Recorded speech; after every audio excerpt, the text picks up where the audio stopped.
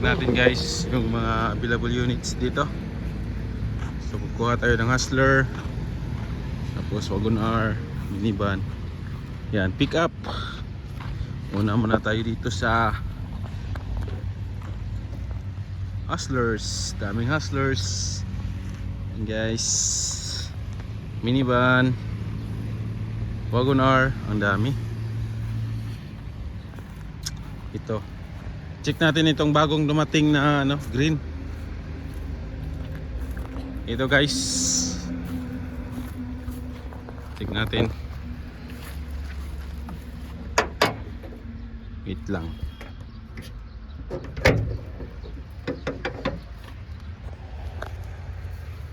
Yan, check natin yung engine first. Ayun, malinis.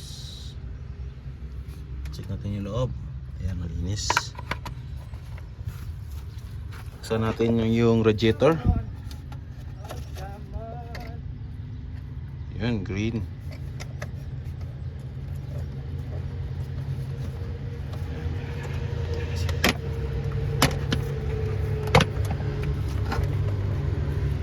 Ayan, malinis.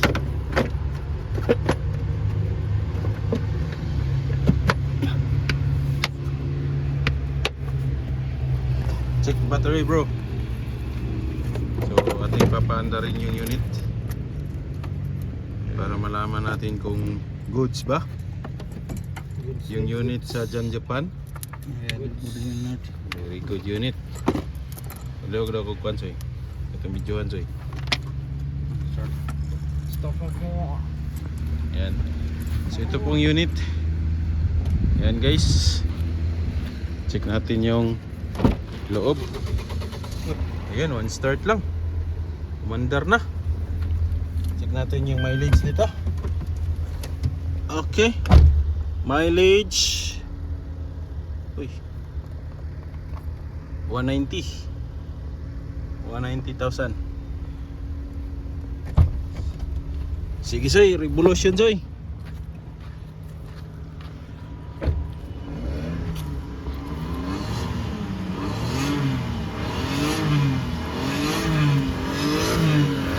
Yan, daming tubig lumabas.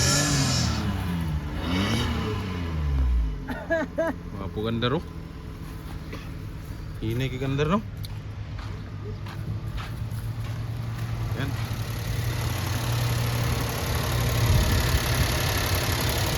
So MR31S.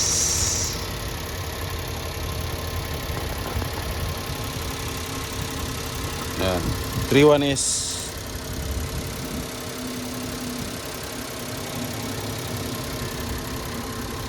Soy, atras bante.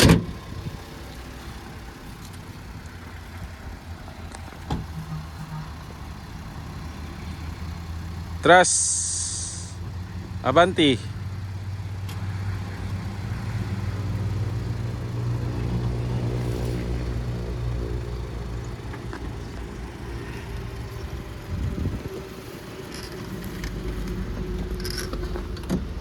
Dito pull out na.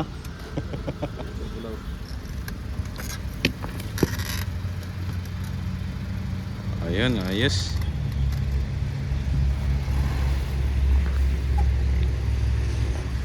So ito lang guys.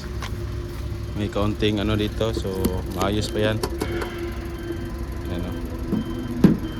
So windshield is good. Okay, yung windshield walang biyak. Check naman natin yung ilalim. Yan. Yung mga ilalim. Tingnan nyo kung goods ba. Yan. Check natin dito.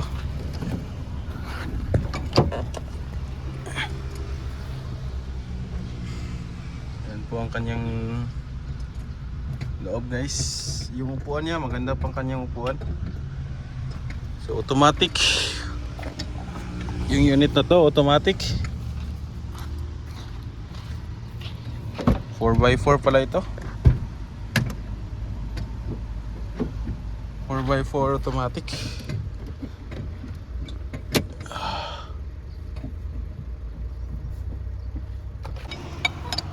Ayan. Ito yung friend ko na ano, napaka humble. Ito po si Brothers One. Siya po ang nagmamanage dito sa Japan, Valencia. Ayan po. So kausapin nyo lang ito para mabigyan kayo ng discount kung pupunta kayo dito. Very big discount. Free pull out. Free.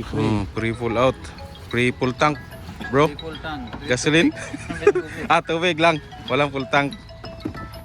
This one, the compressor, jack, 10 inch. Oh, And may libre ng ano, chemical, this one. Complete to parts. complete parts na. Yan, dito may ano lang dito. Pero which is normal lang yan sa ano, pagkarga. May lumping. Kapoy under soy.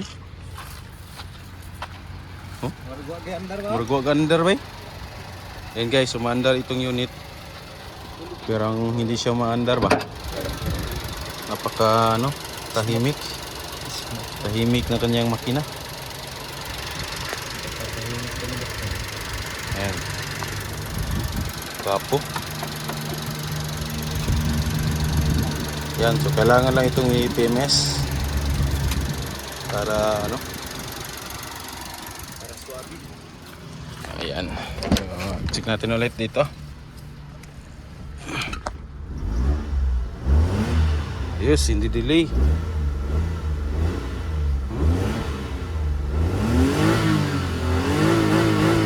Ayos ba? 4x4. Okay bro. This is mine. How much? Pag-usapan natin. Ayun guys, so ito po yung napili natin na unit. So far goods naman yung kanyang engine. So bukas natin ito ipo-pull out. Ayan. Blutis oy.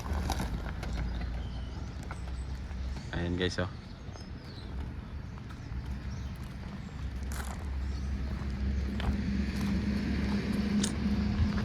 So marami din tayong available guys na mga minivan. Kung gusto niyo ng mga minivan, PM lang kayo. Pwede natin i-build yan. Ayan. Ayan. So ganito po sila mag-test drive dito guys oh. Banking. Grabe bay.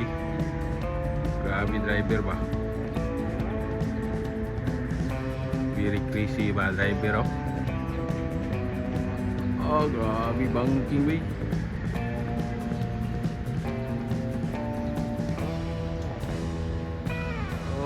Grabe. Pasikati mi boss. Buka ang rakin.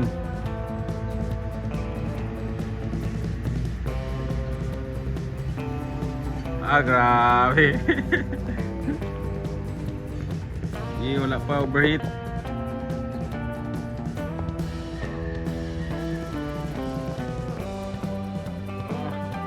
Hanap ng mga ganitong sasakyan, meron din tayong available dito.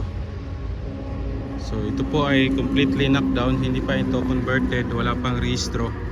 So ipaprocess pa natin ito, ipapa-convert, ipapa-repaint. Depende po sa inclusion na pinili ninyo. So mga ganitong unit, nasa 250 to 280 yung setup. So ito po ang loob ay as is pa, Japan. So kung kayo po ay nagtitipid, pwede pong converted lang with rehistro. Ayan, depende po sa inyo, depende po sa budget niyo.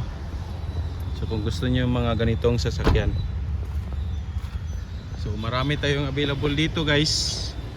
Ayan. So ito, check natin ito. Ayan. Maluwag po yung loob. So kasya nito is nasa 4 to 5. Ayan. So dalawa dito sa harap, dalawa or tatlo sa likod. Ayan po. So maliit lang po ito.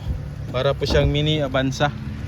So 5 katao lang yung kasya sa loob. Ayan. So kanyang likod, meron siyang counting space dito. Ayan. Lagayan ng gamit. Pwede din itong mapufold. Ayan.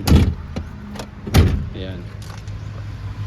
So depende po, pwede pong kargahan dito.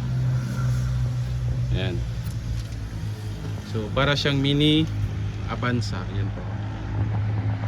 Ang ganda po. Ayan. So kung kayo naman ay naghahanap ng mga pangpamilya, pang negosyo, ito po mga minivan. Marami po tayong available dito. As is converted, pwede po tayo. Basta PM lang kayo magkano ang inyong budget. Ayan po. Ayan o. D64, D64W, D17. Ayan. So available po tayo dito. Ayan. So Smiley Edition, meron tayo. Ayan. So price natin dito 180 pataas, depende po sa budget.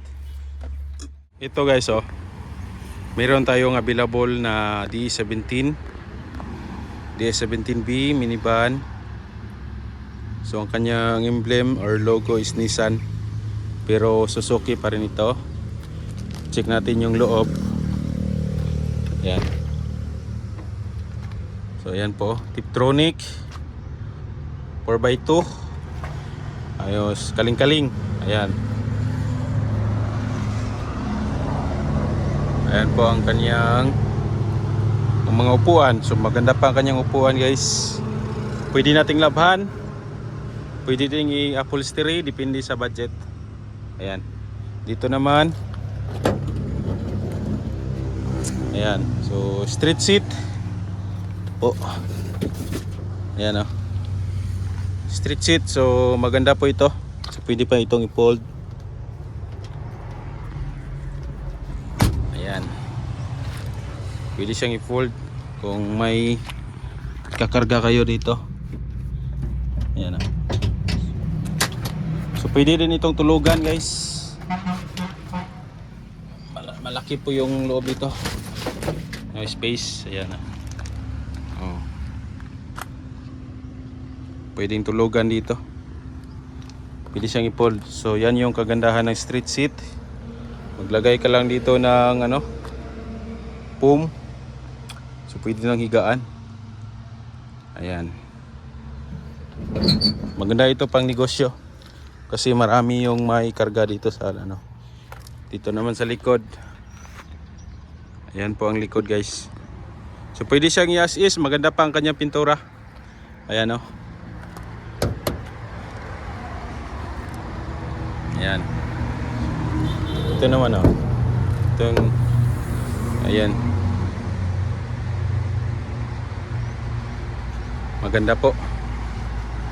So pang budget. Ayan.